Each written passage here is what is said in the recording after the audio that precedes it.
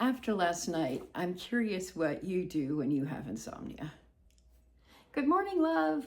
I'm glad you're here because you are bringing me a spark of light after a rough night of intermittent sleeping. This video is going to hop into some of the ways that I deal with insomnia and sleep rituals, as well as what happened last night between the hours of 1 and 4 in this very hotel room. That sounds like it could be really fun, but I guess in one way it was fun. I think insomnia is something that hits a lot of us when we get to be retirement age. I'm actually really good at home. I've pretty much beat insomnia. I do lots of things like shutting down my screens. I drink what I call my sleepy time drink. I also sometimes will double up with some tea. I have certain rituals that I do that include gratitude journaling and a little bit of planning for the next day, which I really love doing. I read, of course. I'm on my way to a house-sitting assignment, and I decided to get here early so I could visit a couple places that are important to me that are close-ish to Pittsburgh. I'm not due to arrive until 3 p.m., so I thought it would be safer and smarter to come early and stay at a nice place and relax. And I was so tired when I got here because of traffic. Hello, why did they close a lane on Route 80 for no apparent reason? Especially when I think it's Penn State's graduation weekend by the prices of the hotels. Last night was a combination of nerves and exhaustion that led to me getting to my room and planning to go to the pool, and instead literally falling asleep around 9 o'clock.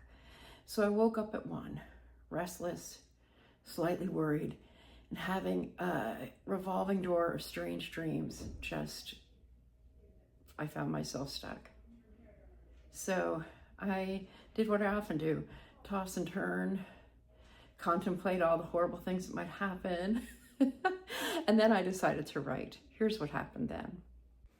Awake again when I ought to be sleeping. My foot complains again or still. My pen stops moving. I lay my head back on a perfectly fluffy pillow when I would rather be laying it on a welcoming chest, hand sliding into another hand, fingers lacing, tears welcomed by skin instead of paper, and yet this is what I have right now.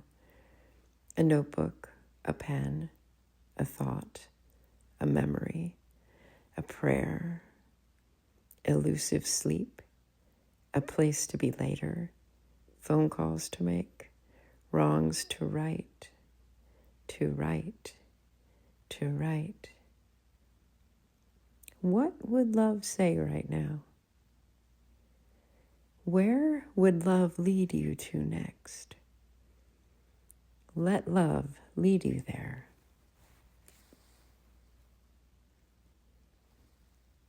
While this is not a cheerful poem, it is a true poem. I enjoyed the process of writing it, and I'm glad that I could share it with you today because creativity is such a huge part of my life. And often on videos, I don't share that as much. So if you could give me some tips to prevent and or work with insomnia once it hits. Anything else that you have? Any other thoughts that you might have to help out? I'm excited about our meditations that you're beginning to see. Anyway, we're on to face the rest of our day, and there's some cool things on the horizon on this particular house sit in the Pittsburgh area, so hold on to your hats. I hope your day has started well, and I look forward to hearing your thoughts on the poem or insomnia itself, or if you have any questions that I can help you with, because my evening practices have improved so much. I think it sort of startles me when I lie awake tossing and turning, because once the warfare inside starts, it's hard to turn it off. And I'm less practiced now because my routines and rituals work. So thanks again, and I look forward to catching you on the next video. Please be sure to subscribe and hit the notification bell. And hey, you could even watch one of these videos, the one that's suggested, or play the playlist that you're seeing here too. It's wonderful to have you along each and every day, and I look forward to our chats more than you could possibly know. Have a good day.